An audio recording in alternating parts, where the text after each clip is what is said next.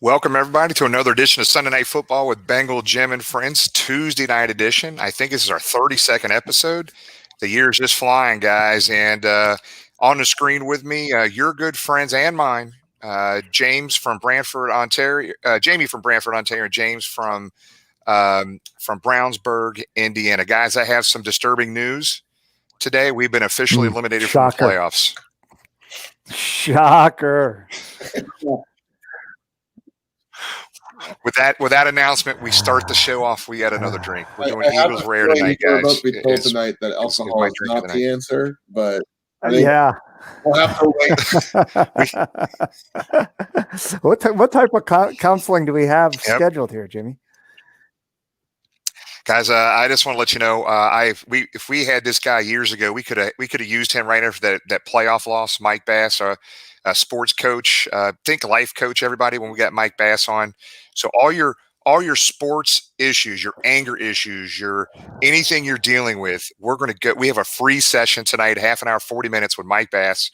We'll talk to Mike here in a little bit, but just anything you want to bring up, Mike's going to help us through. Just relax on the couch, lay back, get a drink, and he will talk us through this stuff, guys. He'll get us through it. So I can picture Craig right now on his leather couch, feet up, cigar in hand, and a bourbon, ready for counseling. And we got to give props to Craig. He figured out how to use his YouTube TV last week and saw our ugly faces on his big screen TV. So props to him for doing that. I'm sure we'll see a smart comment pop up on there. Yeah, no doubt. Every week we can count on a smart ass comment from our guy Beerfest Craig. But let's real quick on a slightly serious note. Let's make sure we wish goodwill to our guy Joe Burrow. Successful surgery. Let's make sure hopefully he gets better. Just a couple other players, man. Alden Tate went through shoulder surgery as well for the Bengals. Jonah Williams, we dodged a bullet with Jonah Williams there, guys. He looked like that knee was going to be a little bit more worse injury than we had thought. So Jonah Williams might not miss more than a few weeks, but at this point, I'd say just sit him, get him better for next year. Stick him in an ice bath till training camp and the summer. But as you said, Jimmy, that was scary. Anytime they bring the card out, that's not a good sign. And actually that happened right in front of us where we were sitting, and that's good news. I guess one of the few bright spots out of what was an ugly game Sunday, that Jonah's injury wasn't worse than what it was. Yep. So let's also say hello and again welcome our friends from Houday Nation, a great Facebook follow, guys. Look, there's a bunch of different pages you can follow. There are a bunch of good ones. I'm not saying don't follow anybody else, but I will tell you, make sure you're following Houday Nation. These guys are just a bunch of great people, and they're as diehard as any fan you will ever want to meet. Okay, so make sure you get on with these guys and follow them on the Facebook page and gals. Yeah, that's right. Lots of females posting over there. My bad. I'm in trouble for that comment. Thanks for saving me, James. Thanks. No problem. So real quick, on this date in Bengals history, 12, actually, I think it's 12/8, right? Is it 12/8? Yeah, December 8th, 1985. And again, I'm getting the sports memorabilia out quickly. That infamous Dallas Cowboys come to Cincinnati game, and they call Tim Crummy. And the Bengals just absolutely put up almost 600 yards total offense against the Dallas Cowboys. Take care of business, beat up on the Dallas Cowboys, 50-24, right here in Cincinnati. I was 14, 15 years. We've had some old players on with us. We've had James Brooks on with us, Ross Browner, Eddie Edwards, all those guys that played in that game.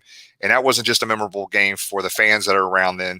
They remember every snap of that game as well. So that was a fun date in Cincinnati Bengals history there. It's taking a look at that ticket, Jimmy. It said $13.25 on it. I don't even think you can buy a beer at Paul Brown Stadium for $13.25. What's even better is the Frisch's coupon on the back, brother. Let's keep going here. So real quick, we're gonna get to this jersey conversation behind us. I'm gonna see if somebody can dial in and help us through this. And I'm looking at a text message right now from him. See what he says. Yes. Hurry up. There we go. There is. Well, let's put him on the spot right now, brother. Let's go ahead and put him on the spot. Let's go ahead and bring on Tony the Tiger. Tony, last minute. He's got to unmute his mic there, Tony. This is total last minute for Tony. Total last minute. Unmute yourself. Your mic's muted there, brother. Your mic's muted. You got to unmute yourself. Where's Carrie when we need some help? There you go. Can you hear us? Gotcha. All right. So real quick, for people that won't recognize this ugly face, there's a reason he wears makeup on game day, man. He's total tigered out. Takes about 20 minutes to half an hour. We'll post some pictures here in a minute of Tony. But Tony, welcome to the show. I invited him like 10 minutes ago. Yeah, I understand the word you're saying. Yeah. Get him on. Put him back in the room. Maybe he's having a Wi-Fi issue. But let's go ahead and hit that now. So we last week, Tony donated a Tyler Boyd jersey over my left shoulder, autographed Tyler Boyd jersey. And we were trying to, what could we do, something uniquely different to raise money for the American Foundation of Suicide Prevention, a cause that's near to dear to Tony the Tiger and Carrie, his wife's heart. We decided we were going to sell 16 spots only at $25 a piece. We sold all 25 of those in less than 5 hours. I literally sold them. I went to bed. Next day, we kind of got all the money on them. We went ahead and donated. If you follow us on any of our social media platforms, we went ahead and showed and posted the receipt that we took that $400. There's Tony and his lovely wife and one of his daughters. And we donated that to the foundation. This is Tony's foundation he was driving. So this is his jersey that he donated. So we raised $400, guys. You guys did this. We took 16 names, $25 each. You guys paid me through PayPal. I went ahead and paid the American Foundation for Suicide Prevention, and I put those receipts up to show that we paid that. That's an awesome thing. Tony, thanks a lot for the jersey, man. We appreciate that. Hey, I appreciate you guys doing this. It's been great. Yep. Fun time. Good stuff. So, Tony, here's what we're going to do this. We have all 16 names, and we're going to do a duck race with all 16 names. So as you guys are watching this, I need you to type in who do you think is going to win. There's 16 names on these ducks. So James is going to be our play-by-play and our River Downs, Churchill Downs announcer here. So this is the winner, total random, 1 minute race. Tony, you say get ready, set, go, and we'll get this thing rolling. We'll drop the green flag. Ready, set, go. All righty. As Jimmy said, the winner of this is how we are going to pick the winner. We want to thank everybody for donating once again, $400 raised to a great start. And Jamie can hit the start button. He's had it logged out for too long. Probably need to start over. Oh yeah. You know what? Give me 1 sec, guys. Yeah, won't take long. I'll cut this back up. But $400 in less than 4 or 5 hours on that. It was just one of those things. We just kind of do 16 slots and let's sell them. And yeah, pick your number, guys. Pick your number. It's 1 through 16. Sean, number 9, of course. Jennifer has 9. Craig Johnson has 2. Brandon wants 16. Hold that thought 1 second, Jimmy, because Tony, we talked to Tony and his family were in Miami. He has another jersey I think would be of interest to Bengals fans. It's not Carrie. It's not a Bengals jersey, but it is of an Ohio State graduate, Joey Bosa, who now obviously plays for the Chargers. Put in the comments there if you'd be interested. We could do another raffle for that for the American Suicide Foundation. If you're interested in doing that, let us know.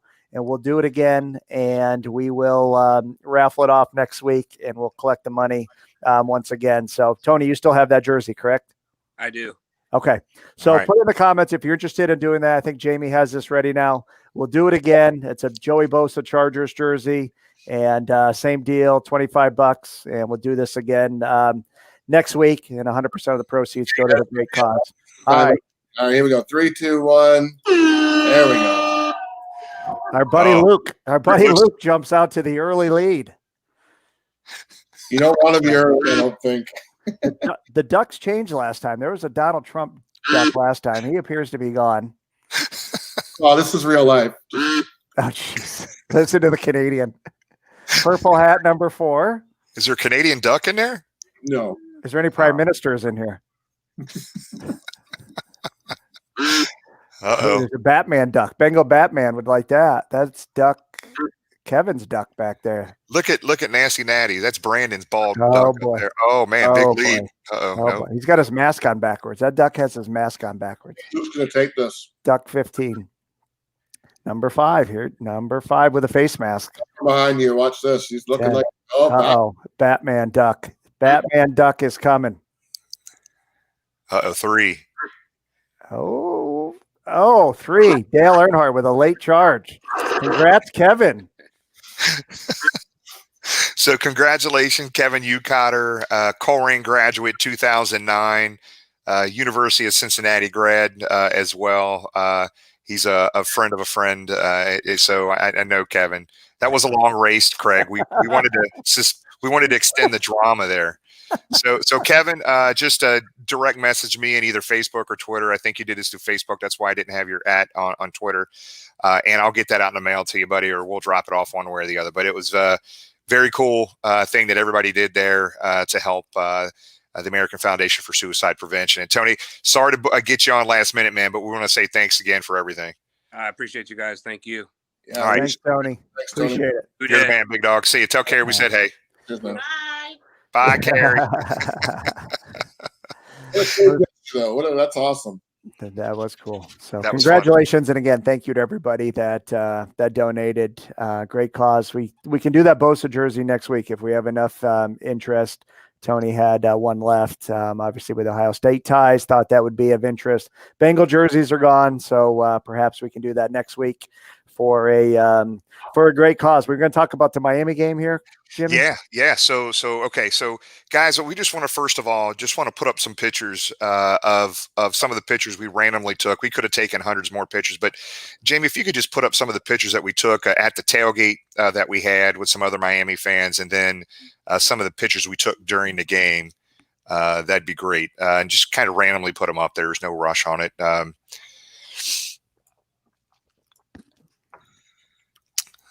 So just some really cool pics. A lot of these folks had never been to Cincinnati. These are folks that just could not wait for the Bengals to come to Miami so they can make an easier trip to see a game. As you can see, this is our buddies here from Philadelphia.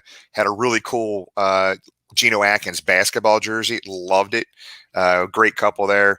The guy on the right was drunk. I was not at that point, at least. And there's our buddies Rob and Caleb. And the best story, James, tell this story about this little picture. I don't know the story about You don't that remember? picture. Okay, so Caleb in our section caught gloves. We were right next to the Bengals tunnel. Oh, he caught yeah. Bengal gloves, and he went over and gave it to this little kid. Well, as you can tell, it's the only normal kid in the family. And he gave him those gloves. And that kid, that was early. And that kid for the rest of the day was smiling ear to ear. Oh, I didn't realize Caleb did that. Congratulations. Yep. That was very nice. Caleb got the football earlier in this year from Tyler Boyd, so that's the least he could do is donate some gloves. Lori and Heather, and there's Hannah and Brandon, our Portsmouth peeps. Drinking Bud Lights. Yep. Where's Lori's mask? She had just taken it off. She was getting a drink. You're sitting, aren't you? Like, take it off when you're sitting? And those, okay, so people, there's probably a lot of people watching that haven't been to a game this year. And the first one we went to was Cleveland. Go back up, Jamie, to 2 up. Yeah, right. But to where it says wear your mask. Yeah. I tell you what, that's probably inside the stadium is probably one of the safest places because they are sticklers. And you take a sip, you can take your mask down. You eat something, you can take your mask down. But other than that, your mask needs to go up. It's very similar to the first game of the year, the Thursday night game we did in Cleveland. The ushers had those signs. Miami was no different. So people are kind of asking and talking about what's a game day experience like nowadays with everything going on. Miami did a very good job. Yeah, you know what? Out of all the stadiums, James, this is a good point. Out of all the stadiums we've been to this year, obviously Cincinnati, Indy, Cleveland, and Miami, thought Miami did the best job with it that day. They were on top of it. It's my wife, Trisha, and there's Brandon's badass Corey Dillon jersey. Had to take a picture of that. Our OKC peeps right there. Jason in the black shirt was going to go in at left tackle if we lost another one. So he was ready. We were just going to put some orange numbers on that shirt, and he was going to go and play left tackle if we had another one go down. These are just a divided family right here. I had to take a picture of. I actually did ask permission to take pictures of everybody, by the way. I didn't randomly go around doing it. And then if you go down a little further, we've got there's another picture, a couple pictures of the actual tailgate we had. And obviously you can't tailgate in and around the stadium, but we did do some tailgating with some Miami fans. And as you can see, there's maybe 20 to 25 Bengal fans there. There's Tony and his family as well, Carrie, and all of our peeps, man. Just understand, when we go away, if it was a normal non-COVID environment, we would have had 10 times more people there. So I was supposed to be there. Yep. Our Canadian friends would have been there for sure. So the last thing we want to talk about on our Miami trip is whenever you go out of town, guys, look, man, I've been going out of towns for many, many years. James and I have been hitting so many different stadiums. That was my 25th stadium in the NFL. You always want to make sure you don't just go to the game and leave. You want to make an event out of it that weekend, have fun, enjoy yourself. It is what you make it when you go out of town. And we made it fun. We went on a boating trip, a fishing trip, 4-hour excursion. We didn't get lost. And look what my boy James pulled in here.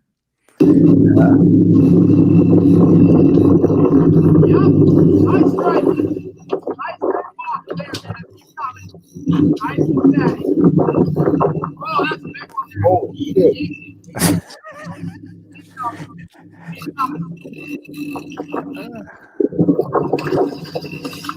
Watch out! Watch out! Yeah, baby! Yeah! You can cut it. It's a good eating. Hell yeah! So that was a 55-inch, 35-pound wahoo, and we got a picture here of James holding that damn thing. And then probably 45 minutes later, this is what it looked like. It was delicious. It was good. I mean, we fed everybody at our table. I mean, Yeah. Spread it out and ate that sumbitch.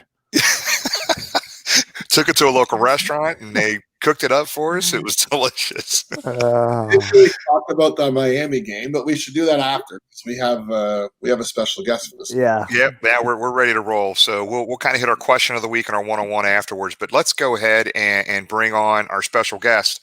And we all need counseling. We need to be talked to. This is another Bengals losing season. We're struggling with injuries.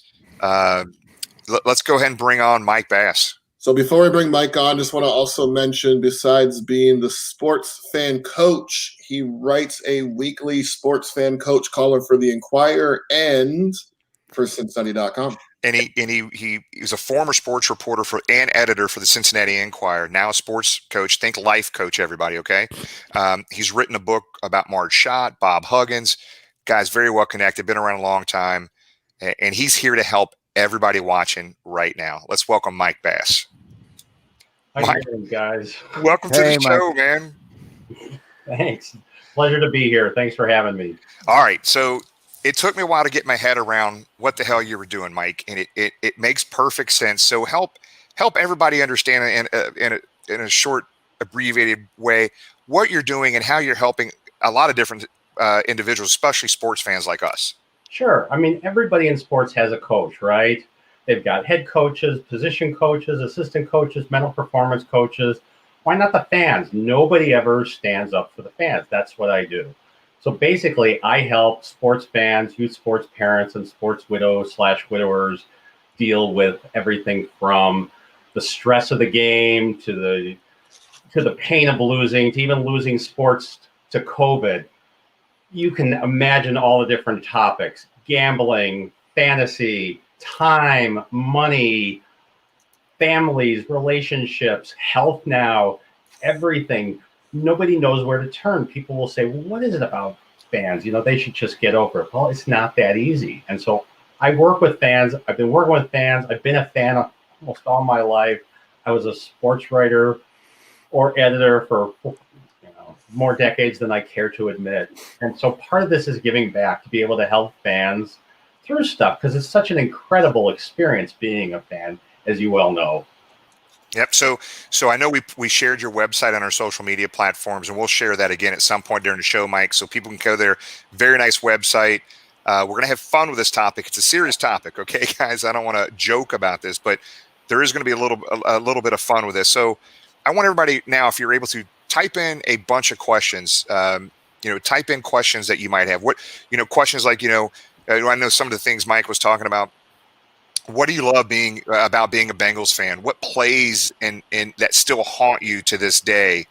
And I guess, my question for you, Mike, as I started, thinking about the show tonight as we were prepping, I was like, man, the Steelers lost last night, and I was gloating on social media. Is it good for me to be gloating about somebody else losing?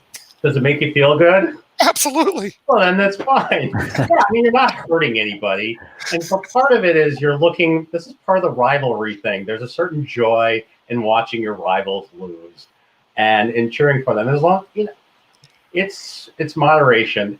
You're not going there trying to, beat up on the Steelers players or doing something to sabotage them. That's part of the joy in sports. You have a rival. You want your rival to lose. What's wrong with that? All right. I was feeling kind of guilty because I kind of went overboard on social No, media. you weren't. You were not one bit. What, guilty or overboard? Overboard, not guilty. Good clarification there. So describe some other examples, Mike, of some things you might be able to help fans with. I mean, what they're dealing with. Yeah, it's a great question. There's this one fan that I know who was a big Chicago Bears fan, and he would go on social media and be so ticked off at what they were doing that he would post a series of F-bombs about it and then come back and apologize for it. And he was embarrassed by it. And so we talked about it because, if that's something that really bothered him, and we worked through it about, what it was, how he wanted to show up.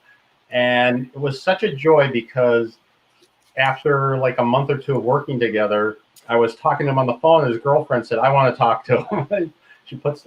She goes on the phone and she said, I don't know how you did it, but he has been such a joy to watch a game with now. And I was really touched, and he was. And so that's what it's all about, is if it's something that bothers you, then that's the kind of thing that we can work together on. It's coaching. It's the kind of thing that works. This coaching has exploded. It's not just quote unquote life coach anymore. Businesses, organizations, everybody's doing it. So why not sports fans? If it's something that's bothering you, let's work on it. Yep. In this day and age, Mike, is it most of it done on meetings, Zoom meetings like this, or do you have actual people come into your office and sit in a recliner and tell you all their problems?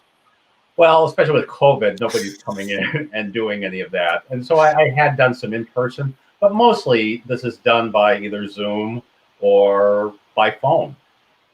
Gotcha. Phone. Phone, like we used to in the old days. Yeah. I was a sports writer for a long time, and you learn to pick up tells from people when they're talking. If they're upset, if they're not, and you listen to their voice. And if you've got Zoom, you've got more. You can see what they're doing. So you can tell, if somebody's just, as Jim and I were talking before, sometimes people just want to vent. And it's okay as long as you're okay with how you're doing it. You're not hurting anybody. You're not going too far. It's like you watch a game, you're angry. That's okay. But are you hurting yourself? Are you hurting people around you? Are you doing things that would make you uncomfortable? Those are the kind of things that we can work on together. We've all let losses go stick with us for a long time. Joe Burrow, what did that do to you all when Joe Burrow went down? Like a knife through the heart. Yeah. It's because a team, what people don't understand about sports fans is we identify with our team. They're part of us. It's like family. There's a connection there to other fans. It's a community. And people on the outside don't understand that there isn't all that much like that out there like we feel for our sports teams. And it's a wonderful thing as long as it doesn't go too far. And so what I help people with is when it goes too far, when it's hurting them, when they don't know what to do with it. I'm not there to take away people's passion or the drama or anything like that. In fact, when I work with clients, they like it better because it's more fun. It's not killing them inside. They can decide what they want to do with it. I don't tell people what to do. I help them figure out what they want to do. With the popularity of the NFL leading the country, is that what you see for people looking for help? Is it mostly NFL fans, or is there a large amount of college fans or NBA fans or baseball fans? What do you see for the most calls you get? It's a good question. It depends on who your team is. I mean, if you are really into being a Reds fan or a Bengals fan or a Bearcats fan or FC Cincinnati. I talked to one fan who used, as you're pouring bourbon, because he couldn't go to the games So, and COVID was stopping the season. He started putting hashtag FCC bourbon. And so he could watch the game with others. It's all about what makes the experience better for you. And so it's not just having people, get over their pain, but also having some more fun with it. So that's what he did. He wasn't trying to get people drunk. The idea was, they're sitting at home anywhere, they're watching it together, and like here, you're kind of throwing questions back and forth. So what would make the game more fun? What we're finding is that sports fans, when COVID was shutting things down, they turned to social media and they were talking to each other. They were remembering old plays or things. They were getting together. They found ways to connect because it's that connection that they lost because they couldn't go to the games. Yeah, it's funny. So actually, if you could put up one of the questions, Jamie, here from Michael, where'd it go? There's a bunch of them. And Michael Sayre. This is mine. So, so basically that game, the 2016 playoff game against the Pittsburgh Steelers, when I had never in my life emotionally been so high at one point. I had my whole family at this game, all my kids, all 4 boys were at this game, thinking we won the game. I had tears in my eyes. I'm hugging my kids. And a second later, we have a fumble and we lose the game. I went from here to here. And I'll be honest, guys, I was literally, I don't know what true depression, what people are dealing with, right? I don't want to poke fun in that in any way, shape, or form, but I know for a fact I was a mess for weeks after that game, Michael. I probably needed to call you then, but I didn't know you at that point. But I went to work the next day. I literally didn't want to talk to anybody. I was a mess. I worked with a client who, big New Orleans Saints fan. And remember a couple years ago when the no call on the pass interference happened that changed the game? Yep. And she was, to this day, she was still upset about it. She couldn't watch a Saints game without wondering if the refs were going to screw the Saints again. And it was really her whole enjoyment of it. This was lasting now like 2 years. And so we talked it through. We worked on what she liked so much about watching Saints games. And as time will happen, she forgot that the Saints had time to be able to come back and still win the game. And so once you start thinking about putting into perspective and how you want to show up for the games, what do you want to do about letting that get to you? So if it was getting in your way, Jim, we would talk that through and say, okay, so what is it you want to do with this? You're clearly upset. It's absolutely understandable that you're upset about it. The Bengals mean the world to you. You had a chance to finally see a playoff win after all those years of not doing it. And watching them self-destruct, it's like part of you self-destructs with that. And so that's okay. It's when you're ready to stop, that's when we can work together. We can work on ways to remind yourself about, for some, it's reminding themselves it's only a game. For some of it, it's this is part of Bengal lore. You have to be a Bengals fan to appreciate this. I grew up a Chicago Cubs fan. The curses, all that were part of being it. You commiserated, you shared with each other. It's that shared experience. So part of that is appreciating the ups and the downs. I put something on my Facebook page a few weeks ago, right around Halloween, saying, name the play, the season, or the game that still haunts you. And you'd be amazed at how many people decades later are still haunted. And a few people mentioned the Montana to John Taylor in the Super Bowl. I was there at the time for the Cincinnati Post. That was such a turnaround. And somebody posted on, I think, your Twitter page about still can't get over that Lewis Billups had the interception in there. And so that just haunts them. So how much of that is being a Bengals fan and appreciating the ups and the downs about it? So it's kind of finding where that works for you. And if you can't get over it, then what do you want to do with it? And that's what we work together. For everybody, it's different. Yeah, there's a good question in here from Jennifer, and I'd like to tie this into maybe. Yeah. Okay. Did you see that one? Yep. How do you keep the fans positive after you keep losing games? Well, you want to be positive. It's what do you get out of going to the game? What do you get out of watching the games? if you are trying to be, put a positive spin on it, you absolutely can. I mean, we've all watched enough Bengals football. What are positive things? I saw that there were people who were putting on there things like, well, now we have a better chance of getting an offensive lineman, one of the top offensive linemen in the draft. So that's something you work on. Do you say, okay, now I can just watch the Bengals and laugh at them? Whatever works for you. You want to see other people develop in there. Do you want to say, this is part of being a Bengal fan? There are all sorts of ways to look at it. Is it positive? Is it negative? It's just what works for you. If you want to go and you want to rail on Mike Brown on Twitter, on Facebook, be my guest. You are now, that is every Bengals fan's inalienable right is to rip on Mike Brown. I knew Mike Brown. I loved working with him. He's an easy target. Fans they love to hate him. Is he the problem? No. But is it easy? Is it understandable? Of course. If that helps you get the anger out, if that helps you commiserate with each other, great. Are you doing anything dangerous? No. If you get to that point where you're hurting, we all have heard the stories about people who, you don't want to be around them, or they make their kids or the people around them are uncomfortable, or you've been to games where the fans next to you are drunk or obnoxious and it gets out of hand. So that's what you don't want. It's part of the experience to escape a little bit in a friendly, safe environment. Right. So obviously the term fan comes from fanatic. Right.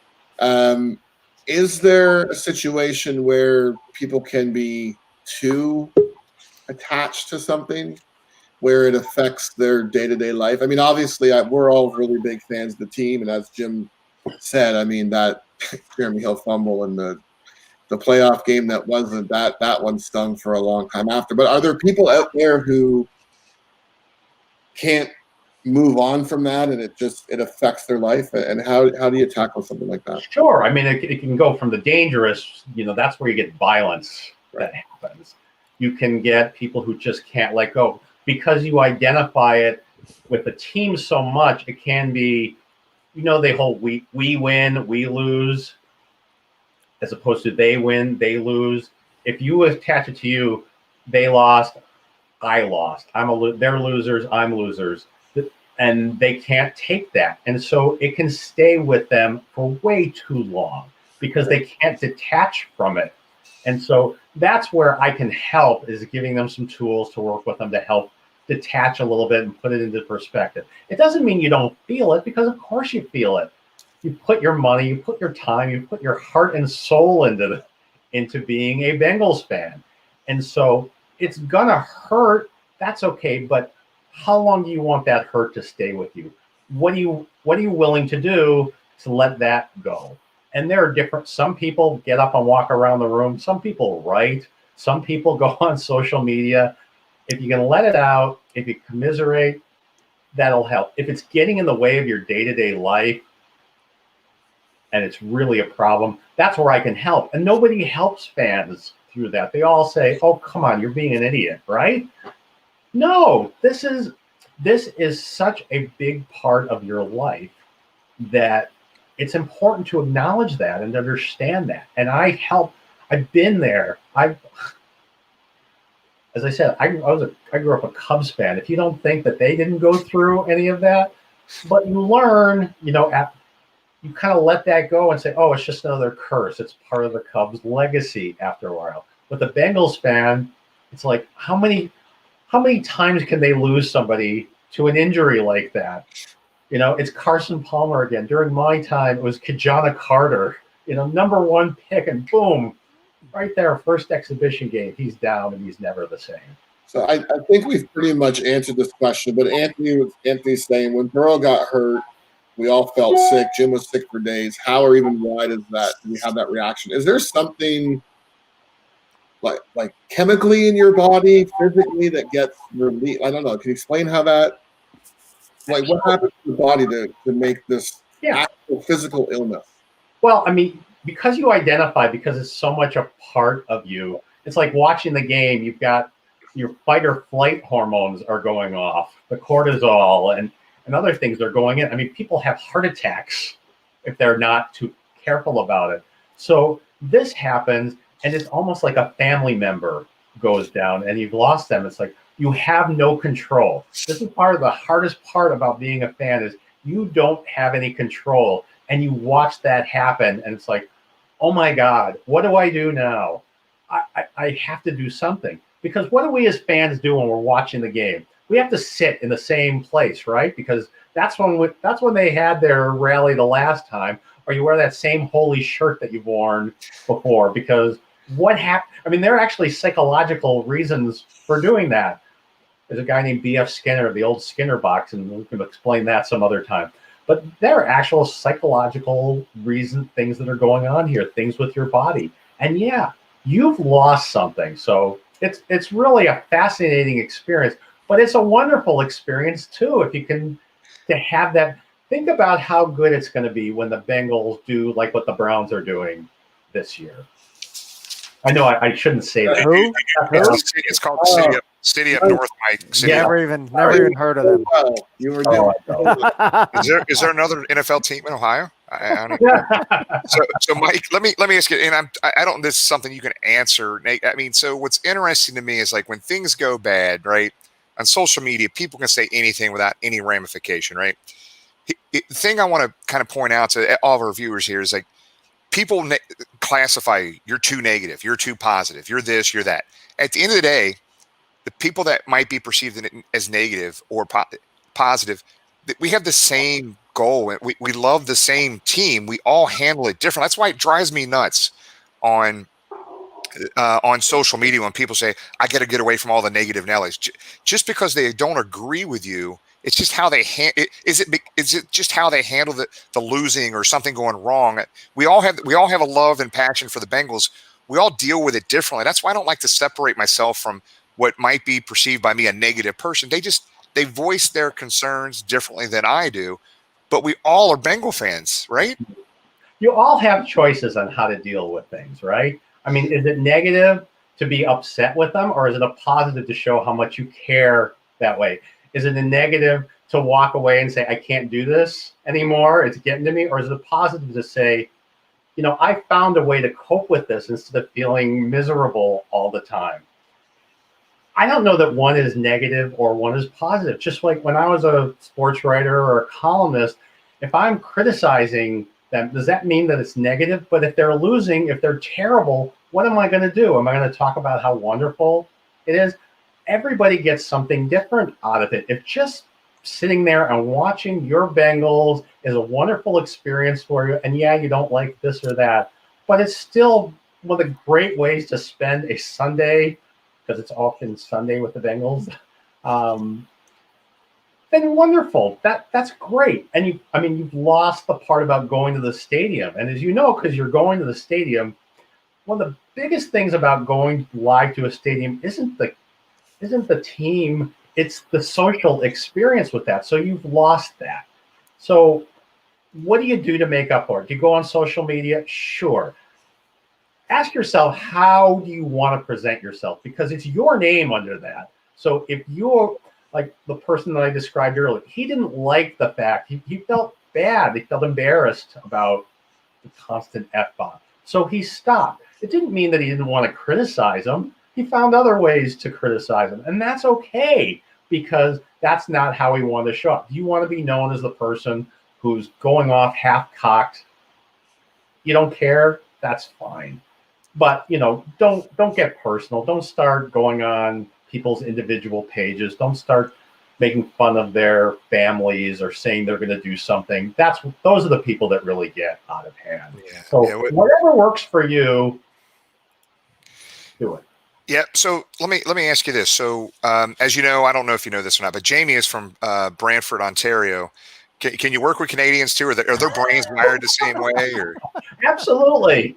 Okay. You know, I worked after I left Cincinnati, I was in the Twin Cities for 11 years, and I was walking distance from the Wild Arena. So the state of hockey and all that, I get you. We can work together on whatever you want.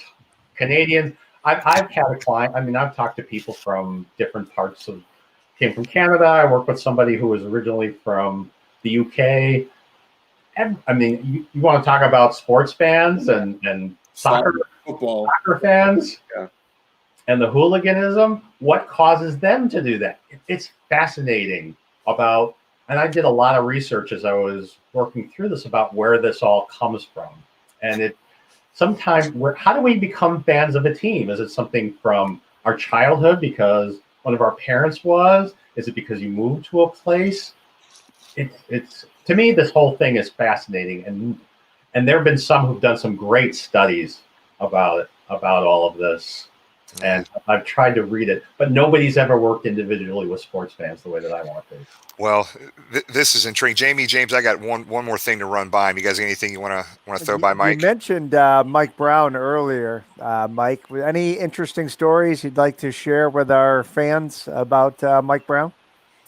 One of my favorite Mike Brown stories was, you would never think of it, because the number one pick, I think it was back-to-back, it was Dan Wilkinson and Jonah Carter. And their agent was Lee Steinberg, who's about as liberal as they come. And Lee was in town when they announced the deal. And I talked to them because I thought these two must just hate each other, because you cannot get more conservative than Mike, and you cannot get more liberal than Lee. It was like student body president at Cal Berkeley during one of the more radical times. And they actually had a friendship because, and I talked to both of them about it. They kind of helped. Lee was the young guy just out of college starting to be an agent, and Mike was, he'd been around a little bit, and they talked politics. They talked other things. It was just fascinating about that. And so, and I wrote that story. It's one of my favorite stories to do, because it's just a surprise, because Mike is like, a lot of agents did not like dealing with Mike because he is really a tough negotiator, and they would cringe at the idea of working with them. And Lee was upset because I think the Bengals had his first holdout. I believe it was Jason Buck. Yep. But that Mike is a really if you sit and talk to Mike, he's really interesting. He's very thoughtful, Harvard educated lawyer, and he's not warm and fuzzy. He's not really colorful. He's not, he was taking over around the time that Marge Schott was, and you couldn't be more colorful than Marge, and Mike was so, buttoned down. But yeah, I writers generally in the day really liked working with Mike because he was very accessible. He'd answer questions. He didn't always agree, but I know Bengal fans are going to hate to hear about that. And I also felt, for as much crap as he's getting now, and then some of it maybe deserved, I never thought he got enough credit for the 80s, because he was his dad's right-hand man, and as Paul was getting older, I think Mike did a really good job of helping construct the 80s team. So yep. There you go. No one will ever follow me again for saying that. All right. No, actually, so Mike, it's been great. Can I ask you one question though? Sure. One thing. So what's the best part about being a Bengals fan? Seeing our friends on game days, hanging out, as Jimmy said earlier in the show, going to Miami, we knew the game was going to suck. I'm personally cheering for a loss, so it was just seeing friends we haven't seen in a while, hanging out, doing other stuff. And, it's kind of a family reunion that we see 16, or 8 times a year whenever the Bengals get together. Beautiful. You connect with each other. Jamie, what's yours? Yeah, see, I mean, obviously I can't make it down to the Bengal Gym tailgate every week, but for me, it's just having that connection with other fans, cheering for the same as a collective, living and dying by the team. And, it's cooking up some good food on football Sunday. It's relaxing in the recliner, watching the big screen. It's the whole experience. Yeah. And mine, Mike, is pretty similar to these guys, right? There is nobody on this screen. There's nobody in this chat area on Twitter, Facebook, and YouTube that I would know without Cincinnati Bengals football, Mike. And it is about friends, family. There's people that come to our tailgates that I would never, ever have met outside of Cincinnati Bengal football. We have, and I'm going to have these numbers wrong because I had them written down, but we have had over the years Fans come in from 24 different countries, 47 different states to come and tailgate with us. And these are people that we would have never laid eyes on or ever talked to without Cincinnati Bengals football, Mike. And I think my love for my city, my love for my friends and my family, and my love for my team is Cincinnati Bengals. That kind of is where I'm at with it. I love it. It's like an extended family, and that's the power of being a sports fan. You hear all the bad stories about being a fan, but that's the real power of it. And so you take the good with the bad, sometimes more bad on the field than good, but it's all in the context of it. And you guys sound like you've done a great job of helping negotiate it all. Yeah, and what's funny is that, Tom, one of our Bengal historians, will be on here after you're done, and he made a comment in our private chat area, and he goes, and him and I have talked about this. We've been around when the Reds won the World Series, when the Bengals were in the Super Bowl. There's nothing that brings this city together or excites its fans more than a winning team. And it's like nothing I've ever seen before, experienced before. And that's why my oldest kid is 29, my youngest is 19, and we were at that Pittsburgh game. I thought for the first time my kids were going to experience that excitement of a playoff win. So, Mike, it's been a pleasure. So we're going to end with this. Great. We've got hundreds of people watching right now. They're all sitting on their couch. They're laid back. You've got your clock on the chain. They're going into a deep sleep right now. So one thing you could tell all of our viewers and all these Bengal fans watching right now, either live or after the fact, when they wake up, when they snap their fingers, what do you want them to hear and remember the most from this conversation? That everything you feel about the Bengals, is what you're supposed to feel. It's absolutely okay to be mad, happy, whatever it is. But if it's getting in your way, if you can't get past something, I'm here to help. And that's the thing, because this is a wonderful experience. And when it's not, that's when somebody can be there to help. And that's what I'm there for. You're not alone. There's a lot of people who struggle with all this stuff. But they're still out. They haven't snapped their fingers yet. Tell them, give them hope for 2021. Give them something to hang on to for 2021. What is it? Come on. You're going to have, hopefully, COVID will be behind us. We'll have a vaccine. You'll be able to go to the games. Maybe, hopefully, Joe Burrow will be back. Maybe a top draft pick. There's more hope. You'll have your Bengals back. Yes. And you'll have a chance to do that. And if not, you've got Bengal Jim and Jimmy and James and everybody here to keep enjoying Bengals football however it is. And then with that, everybody, I'm glad you joined us. Mike, we appreciate your time, but anything we can do to help in any way, shape, or form, big dog, just let us know. Thanks a lot. Thanks, guys. Thanks, Mike. Appreciate it. We'll see you. Bye. I was so not sure how that was going to go. That actually was pretty fun. What's crazy is we have Mike on, and I didn't want to bring it up in front of Mike, but it's 40-year anniversary of a crazy fan and John Lennon's murder in New York City. That obviously a fan that took it, maybe obsession, maybe more of a word than fanatic. But it's ironic that we had him on the 40-year anniversary of the Beatles legend. So yep. Well, let's keep it moving here. We're not too far behind, guys. Let's go ahead and take about 3 or 4 minutes and talk about some Bengal history here, real quick. Is Tom's in the room? I think, right? Tom, what's up, big dog? How you doing, buddy? How you doing, guys? Good, doing man. Good. So Tom and I, every week, we kind of go back and forth what the hell we want to talk about. We wanted to take something off the beaten path here, and we wanted to talk about punters, basically, right? So we ranked punters from 1968 to today's team. And you might be surprised how we ranked them. We ranked them 5 through 1. And there's some very, might not think punters are an interesting conversation, but there's some really cool information about our punters and how we rank them. So go ahead and type in now in the chat area, who do you think the number 1 punter in Bengals history is? And Tom and I will get to that number 1 guy here in a minute. But Tom, let's talk about our punters. Let's get them started off, brother. Where do you want to start? Let's go with number 5, the original punter, the first Bengals punter ever, Dale Livingston. Paul Brown drafted him. He was actually in 1968. He was the kicker and the punter. Paul Brown believed in using his kickers or punters for more than one thing, particularly his punters. But he, as a kicker, kicked the first extra point, kicked the first field goal in Bengals history, and did a solid job as a punter. He was the AFL Bengals punter and was let go in 1970, but did a solid job. And as you can tell there, had one of the cooler football cards a punter can have.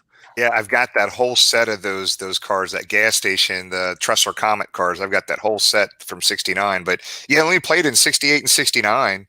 Third round pick out of Western Michigan. And like you said, he kicked the first extra point. That was a touchdown scored by Paul Robinson in the very first game in 1968. Against the Chargers. Let's go. Who do we got at number 4, Tom? Dave Lewis. A little bit more of an interesting guy. He came from very humble beginnings, very smart guy, hard work through school, got a scholarship to Stanford, and he was actually the quarterback at Stanford as well. And like I said, Paul believed in using his punters for more than one reason. So he's kind of the third string quarterback. But when he came in 1970 to the Bengals, he had been drafted by the Giants, never signed with the NFL, went to the Montreal Alouettes. When he ended up with the Bengals in 1970, think about this. First 2 years in the league, he led the league in punting. He was an all-pro punter in 1970. And he threw a couple passes, but was mostly known for his punting. Played for 3 years, left the Bengals, went back to the CFL for a year, and then retired. Yeah, and I think he played from 70 to 73, obviously quarterback, kicker. But he's the only punter on our list here out of our top 5 that never got a punt block, Tom. He's the only one. Got a punt block, but also think about this. Think of the money he'd make today. He averaged rookie 46.3 in his second year, 44.2, which back then was unheard of. Yep. So let's go with number 3 on our list. Lee Johnson. There he is. Lee kind of he bounced around a little bit before finding a home in Cincinnati. He was a Houston Oiler. Then, believe it or not, he was a Cleveland Brown in 87 and even at the beginning of the Super Bowl year in 88. And really the only reason the Bengals signed him, they had a pretty good punter in Scott Fulhag, who was doing a good job, but they weren't happy with how the kickoffs were going, and he was a kickoff specialist. So for a while during the Super Bowl year, they kept 3 guys, and they would watch him punt in practice, and then eventually, just out of roster crunch, he became the punter as well. He was also a great holder. I think he might hold the record for longevity as a Bengal. He was a Bengal for about 11 years. Had a record in the Super Bowl, 63-yard punt, which I think still stands. Yeah, I think I did look at that on Wikipedia and some other stuff. It's 68 yards. It still stands in Super Bowl, the longest punt in Super Bowl history, man. That's crazy. Lee was a unique individual as well off the field, but we won't get into that one. So we're down to our last 2. We got a lot of guesses in here, a lot of Hubers, a lot of Lee Johnsons. Livingston was put in there as the number 1. So we're down to our final 2 here. Who do we have number 2 on our list? Pat Mcinally, who, again, as a punter, he was, as you guys know, as a guest here, was an All-American wide receiver as well at Harvard. Settled in at punter. Caught a lot of big passes over the years, including a monster one against the Steelers. But he was an all-pro punter, led the league in punting twice. First time didn't get elected to the Pro Bowl, which is a common problem for Bengal players not getting enough notoriety or press. But was a staple here in town. But just an outstanding punter more than anything else.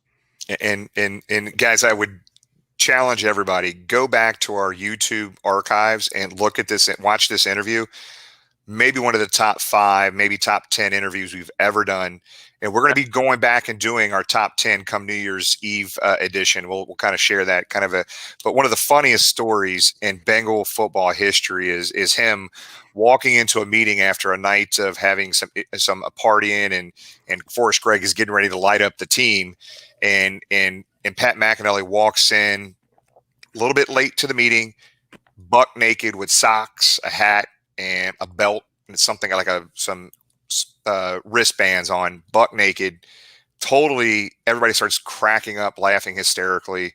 and Paul Brown, Forrest Gregg started laughing himself, and pretty much the players that were in that room that talked to us about that situation said that Lee Johnson saved their ass that day. Paul Brown had been there, and Paul did have a sense of humor, but I think if Paul Brown had been there and Pat would have walked in like that, Paul would have told him to keep walking. I know Mike Brown was not very happy about that. I do recall that. Put that back up there, Jamie. It is I almost put in an honorable mention for this. So we put up some videos of that 1986 Monday Night Football game against the Pittsburgh Steelers. Jeff Hayes, who was really not a very good punter, I think he had gotten a bunch of punts blocked or very short punts. He took off for like a 60, 70-yard punt. Ran it back for a touchdown. Tumbling like a drunk the last 10 yards into the end zone too. Yeah, we posted that video multiple times. That's one of the classic. That has to be the longest touchdown run by a punter in NFL history. But that was almost a game winner for the Bengals in that '86 game. Hey, the other thing too, Mike is hanging around in the chat, but we had Pat Mcinally on the show. Remember, he's the one that invented the starting lineup figures as well. That was when you go back and watch that show, he kind of gave us behind the scenes scoop on how that all went down. So that was a pretty cool story. And make sure when you look, if you have your starting lineups and still have them into boxes, hopefully, if you turn around on the backhand side, James and I look at these things all the time. You got it somewhere. Yeah, there's a little football in the bottom right-hand corner. They really never officially gave Pat credit for that. Now he got paid off these things, but in the bottom right-hand corner of every starting lineup box in the back is a football with a number 87 in it. That was their homage to Pat Mcinally. And let's let James show you that. Let's see where the camera is. There it is. There. Yeah. There's the 87. That is the closest they got. Kenner Toys had gotten to giving Pat Mcinally credit for inventing this. All right, he didn't seem to mind though. He said the check's cash. So yeah, that's right. The check. He was. Yeah, good stuff. So we're down to our number one kicker in Cincinnati Bengals history, and this is his 11th year in Cincinnati. Unbelievable. University of Cincinnati zone. Tom, who's our number one on our list? Give me 1 sec here, guys. A little bit of the future. I'm sorry, Jamie. Go ahead. Go ahead. Sorry. I had a little bit. Go ahead, Tom. I'm sorry. Our number one on our list. You don't have to go into the past. You can look at the present and the future. It's Kevin Huber, left-footed, University of Cincinnati. Has been there a long time. Pro Bowl. I think what most impresses me about Kevin isn't just how effective he is, the hang time he gets, but he has an incredible knack of knocking it just not inside the 20, but inside the 10 and getting the ball to die. I mean, he doesn't hit head for the coffin corner. He hits – that's Fat Randy. That won't – That's a bad joke, I Jamie. wanted to make sure that you guys were paying attention. I like how Tom called him Fat Randy. He's not Randy Bullock. That is just Fat Randy. Jim has ruined that with those T-shirts. Oh my gosh! Damn, that backfired on me. That took way too long to get up. So that's funny. That's funny. Bengals have had some great special teams players play with Kevin, but it's no coincidence. Return yardage against his punts is always at the bottom of the league. You know, the Bengals coverage teams on punts are always at the top of the league. Return yardage is very, very low, and it's a large part for him. It's how he kicks the ball, how he works in the offseason condition, and he's also a class act, which is good for a local boy. But in our opinion, I think he's the number one punter in Bengals history. Yeah, and Tom and I agreed on every one of these picks, by the way. And what's crazy about this, listen to these numbers. Like, he's number one in total punt yards, over 40,000 punt yards. He's number one in the longest punt in Bengals history. Multiple punters have had the same number, but a 75-yard punt return or punt is the longest in Bengals history. 45.2 yards punt per average is number one in career in Bengals history. 897 punts is number one. And because obviously longevity gets you to some of these numbers, but 186 games is the most ever played by a Bengals punter in Cincinnati Bengals history. So Kevin Huber's a class act, Cincinnati kid. I think he's got a few more years left in him too, Tom. Oh, I do too. And hopefully they're all here. That's right. And, the one thing about you, we mentioned the name Kevin Huber, and his stats speak for himself. In the league, 11 years, ranked first in Bengals and this, that, and whatever category. But that poor hit he took that night in Pittsburgh, where he got his jaw broken, was just you just hate to see that, and especially against the Steelers. And man, he toughened it out and came back. Might need to pull Mike back on. I'm thinking I'm getting pissed again. I need counsel. Shit. But man, that was just a bad deal, and hate to see that. That's my Kevin Huber memory, as sad as it is. I can see that in my head. Tom, brother, we appreciate it, big dog, and I'm looking forward to here the next couple of weeks. I know we got some good stuff getting ready to happen towards the end of the year with some Bengals History 101, buddy. We appreciate your time again. You guys stay safe. See you next week. Thanks, buddy. Appreciate it. See you. Bye. So, guys, that was a fun. I was like, we were talking about punters. I'm like, well, there's some interesting facts about some of these punters in Bengals history. So, good stuff. We thank Tom a lot for that.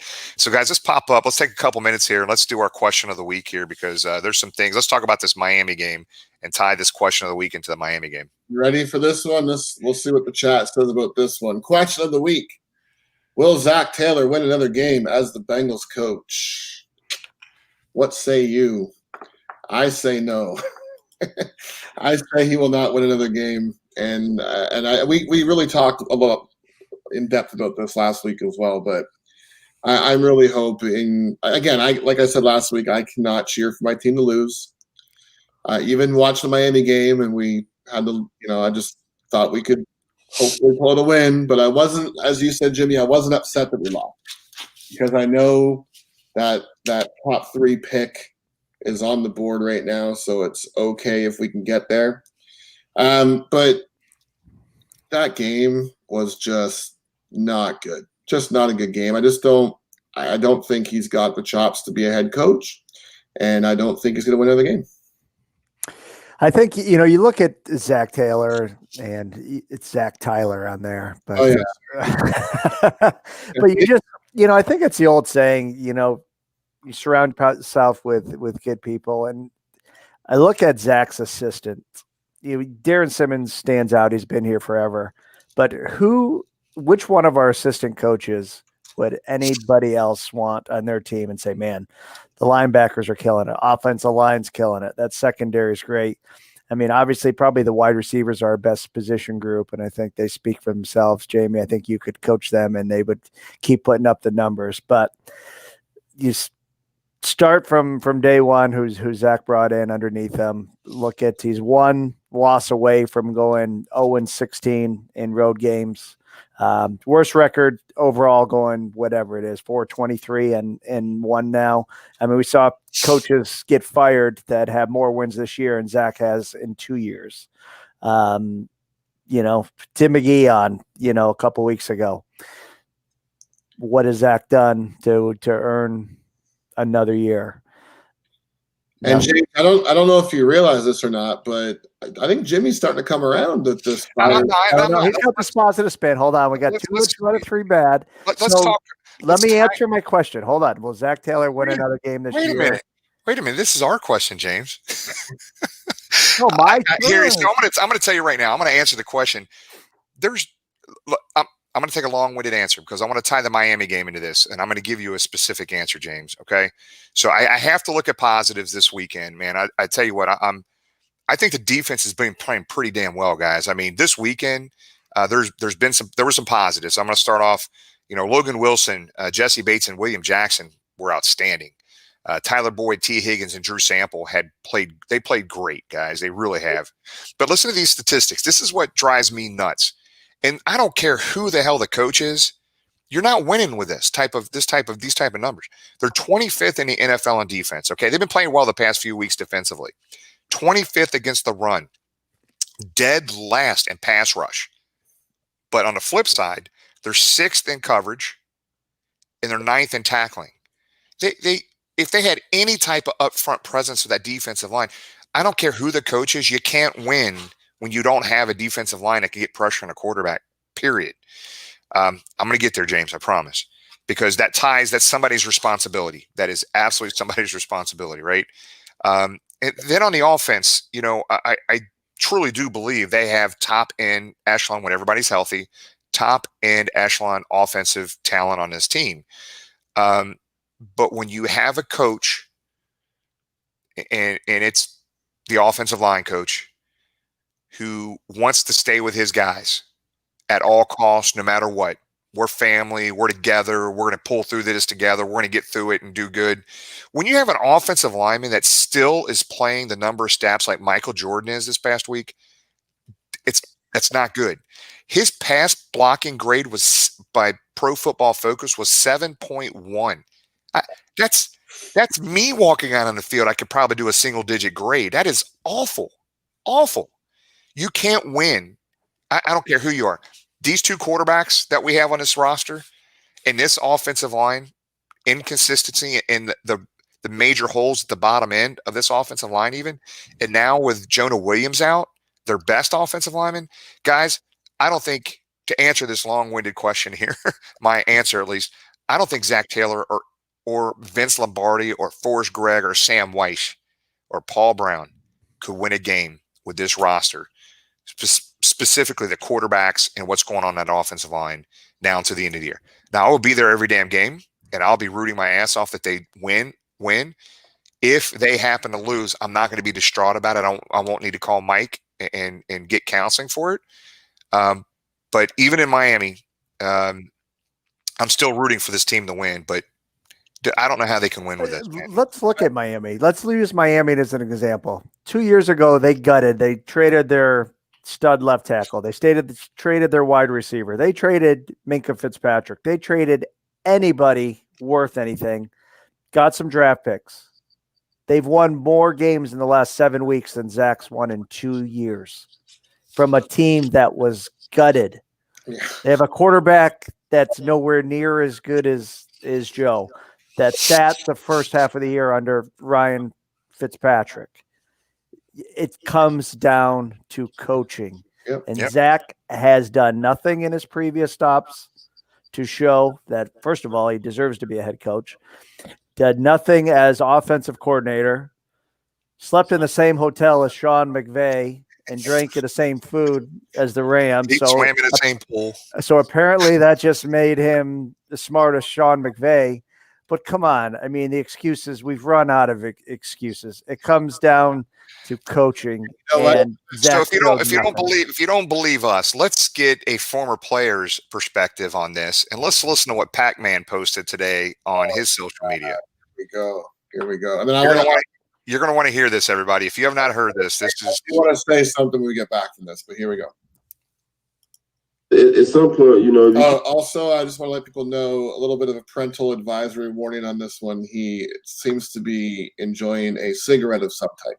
It's a candy cigarette. You know what they call it, right? Okay. Yeah. Everybody who get out this motherfucker is baller. Drake, baller. The swearing too. Carlos, baller. Guess what? Even Donald Talk got picked back up. Baller. Go shit. But I tell you when he wasn't balling.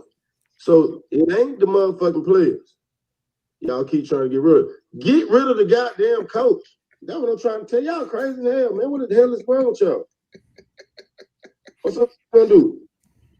Give him another first round pick. A top 10 pick. Get him hurt too. What are you gonna do? You gonna get a receiver? You gonna throw him a slam? Now we know how Pac-Man feels. Him and James are like buddies. I'm just saying. Yeah. Jamie, my bad, man. You should have went before that video. Mine was PG. Pac-Man's was R. Yeah, I'm sorry. I forgot about the swearing. It was like Dave Chappelle giving like a rant about vaccine. What are y'all doing, man? You're crazy. Yeah, I was going to say, this we talked about last week too. When I ranted last week, and Jimmy, you just said it. The decisions have been made, and some of the blinding loyalty of playing some of these players, and the coach likes the player and wants these guys to play. But my issue is who put these coaches in that position. Zach Miller. And I realized it was a late build. He didn't get the people he wanted. I mean, reports came out that Lou was his fifth option or fifth pick for defensive coordinator. So that to me right there, and this is something I've been talking about a lot in the Houday Nation page when people are posting all these wild grabs for coach. I think the Bengals personally need an experienced, respected head coach to come in with this team. I don't want to see. I like who's the guy in Kansas City? Eric. What's his last name? But I can't. Bieniemy. Eric Bieniemy. He's great. Look what he's doing with Patrick Mahomes. Look what he's doing with KC. I don't want him to be our head coach because he's never been a head coach. I want to see an experienced head coach come in who's got the respect of other people in the league, and he's going to make a phone call and get his first or maybe even his second choice to be part of his team and come and play. And I think one of the things that I said was it's not going to be all these people saying, oh, the Bengals won't spend the money. The Bengals will spend the money. I mean, look at the money they spent in the offseason on free agents. I mean, look what we're paying A.J. Green for one touchdown. But the money's not the problem. It's the control. Are you willing to give the coach a spot at the table to make some of the decisions? I'm hoping that by watching the Bengals do some things that they don't normally do with the free agents in the offseason, that maybe lends to potentially them maybe change a little bit of their ways and giving the coach a little bit more say at the table in some of the personnel decisions. That's I mean, it's a great take, man. I personally think Zach will be back. I think there will be some significant changes on the coaching staff. We'll see, guys. I just want our team to win, man. I don't care who the hell the coach is, man. If it's me pulling on my old youth little Coleraine Cardinals playbook and running 43 cross bucks and dives and end arounds, I don't care. Whatever works, I want to win, man. I want my kids to see a Bengals playoff win before I get hit by the beer truck someday. So. All right, so we'll go to our chat here. Luke says, I hope not. I want Seal or what? Sorry, I can't. Sewell. I can't pronounce names today. Nope. Unfortunately, Jungle Joe says no. Anthony Brooks next week possibly is a win. Other than that, no. And that would maybe be, I think, our best bet. I would agree with Anthony. If nothing more, Cowboys coming off a short week, playing the Ravens close right now. Certainly Dallas has a lot of injuries, but if we're going to win one, Dallas is probably our best bet. Ravens are going to be tough. The Steelers are going to be tough, and Houston's ever since Bill O'Brien's been fired, has been playing some great football. He's done a good job in Houston. Tommy makes a good point. Taylor has basically said he's comfortable with the current game plays and strategy. And along those lines of what Tommy just said, I think it was asked to Zach by a reporter today, will he give up play calling? And the answer was no. I think somebody said a while back, if Zach were to give that up, that was one of the reasons why he was brought in and would show, I don't know, reason number 94 why we don't need him here. So not surprised that Zach didn't give it up, but let's be honest, we questioned his play calling early on, but making Joe throw so much, and there really hasn't been anything too exotic or too crazy to give a medal for on what Zach's done in 2 years with play calling. So that was our friend of the show, James Rapine from Sports Illustrated, that asked that question. And it wasn't only that he said no, I'm comfortable with where we're at right now. Which is disappointing to hear. Come on. Joe says something I've been saying for a while. The experiment is over. Brandon, sadly, no. Tiffany says Zach needs proven coordinators to be successful since he has no head coach experience as of now. Great point, but you got to think the first, second, third, fourth options he called were experienced coordinators, and they said no. So, okay, you mentioned that, Jamie. Okay, so to Jimmy's point, we're going to fire Jim Turner, which needs to happen. We're going to fire Lou. So who's going to want to come in here now? Nobody. Take that over. Exactly. So again, it starts at the top. So it needs to be a clean slate, start with Zach, clean them all, because I'm not confident we're going to get somebody else in that's going to do any better than the clown show we got right now. Luke says, good call, James. You surrounded an experienced coach with experienced, talented coach, so you learn from them. I always want the Bengals to win, but I don't think we're going to win the right direction as we're going in the right direction as we expected. Brett says nobody wants to work for Zach. Would have loved Jack Del Rio for doing so. Yeah, we said that last week, I think. Del Rio. Yeah, Brett, good call. Yeah. Chris said stadium leases looming. They need to change the entire staff, and actual schedule part would even be better. You know what? Let's stop right there, Chris. You make an absolutely great point. I've got some background on this, and I think this is going to be a subject next Tuesday. We're going to dig in a little deeper into what Chris is making a comment here, guys. If we think the Bengals are staying here long term, this next 2 or 3 years is a pretty critical time for this organization in this city, and we've got to start winning and winning soon. We're going to dig into that at some point next week or two on that question, Chris. Thanks for bringing that up. So the other thing I would tell you is we posted on our social media pages the first 2 years of Dave Shula versus year to date, almost 2 full years of Zach Taylor. Look, man, I think Zach Taylor is a very good guy, and I do think he does have an offensive mind. But these are the facts, guys. He has a worse record through 2 years. He's got to win all remaining 4 games to tie Dave Shula for the same record for the first 2 years. Dave Shula was given almost 4.5 years before they let him go. I don't think this plays out that long. We'll see what happens here, guys. But guys, I think the city, the fans are just outstanding and awesome fans. There is, in my mind, and nobody can question me on this damn thing. They can fight with me all they want. There's not a better, more dedicated fan than a Cincinnati Bengal fan in NFL, period. I think we're in the longest stretch and maybe one other team in NFL history without a playoff win, guys. I have a 29-year-old kid who's never seen, and there's probably 29-year-olds watching our show right now that has never seen a Bengal playoff win. It's the longest, one of the longest stretch in NFL history without a playoff win. We're still here. We're still here following this team, and that's why we needed Mike Bass on today to kind of get us on the same page. Remember, not everybody's going to handle this different. As you can see, I'm not on the same page with James and Jamie, and it is okay. These are still my friends.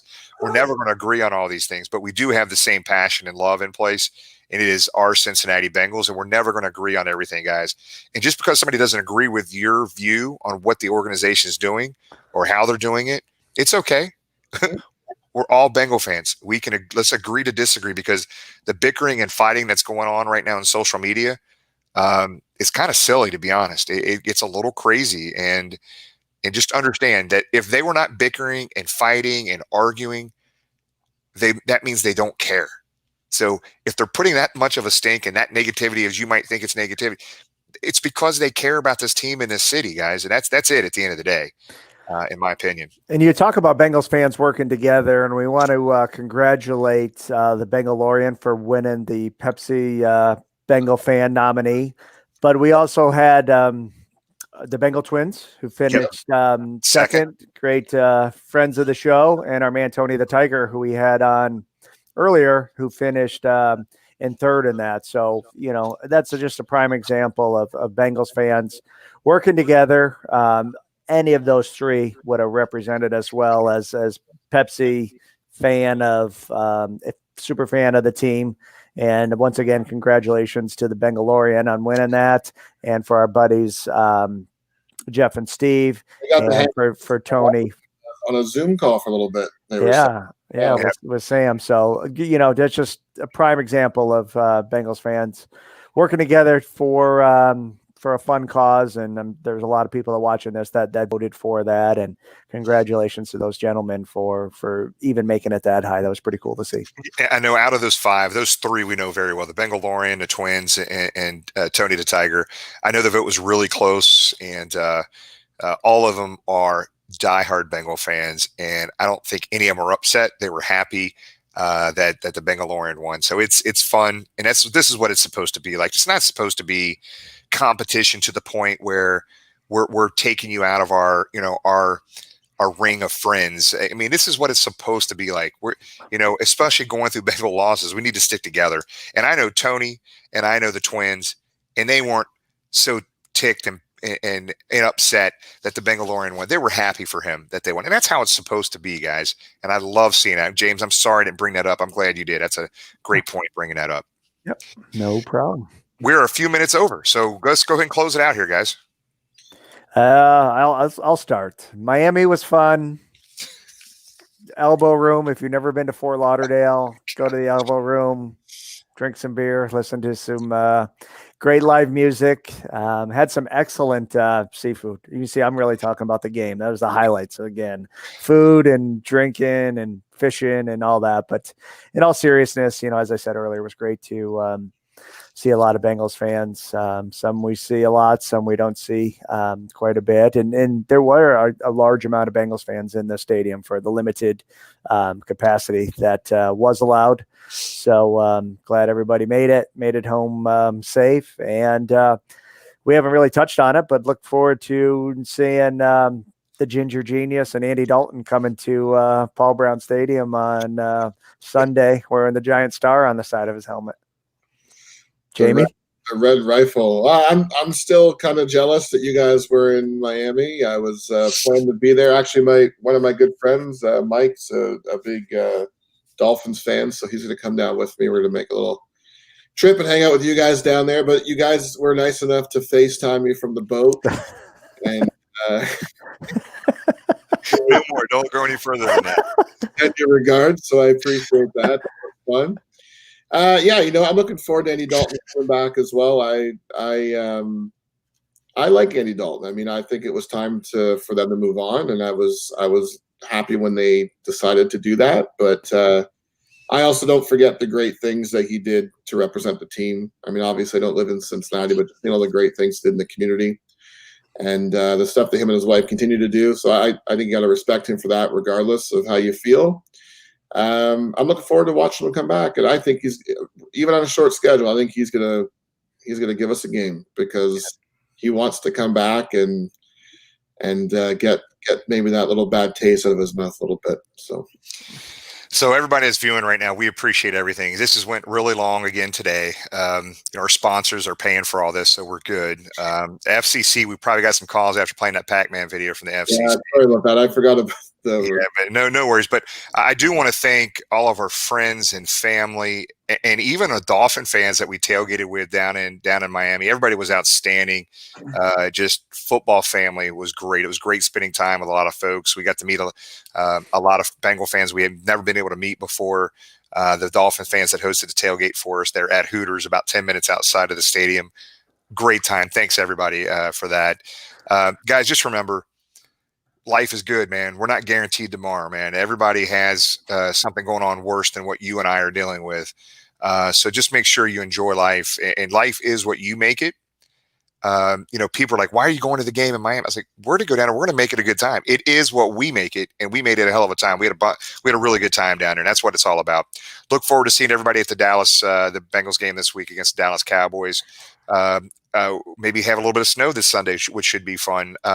We will be down there tailgating tailgating again. Come join us. We're tailgating across the street from the Longworth Hall. Still kind of keep socially distanced in the tailgate. We're not having huge crowds like we normally do, 200 or 300 people, but still, we're going to be there, guys. Come down and see us, have fun, and have a beer with us. So we appreciate Mike Bass for coming on. Remember all the positive things that he talks about. Everybody handles this adversity differently, and it's not good or bad. Just understand everybody handles this a little differently. We appreciate you being with us all this time this evening. It means a lot to us. We got some big announcements coming up here before the end of the year. We're pretty excited about everything here, guys. So we will see you Sunday. Who Day, guys. We'll see you, man. Thanks again. Stay safe.